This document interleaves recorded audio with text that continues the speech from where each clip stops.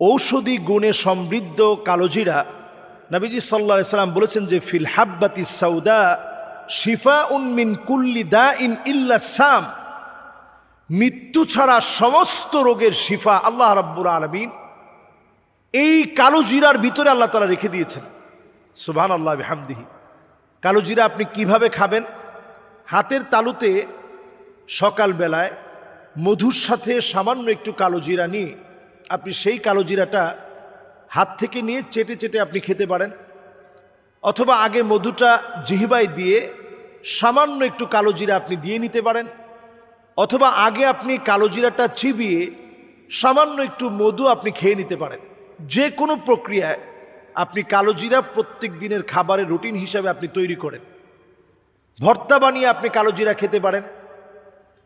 আপনি যদি ভর্তা বানিয়েও কালোজিরা খান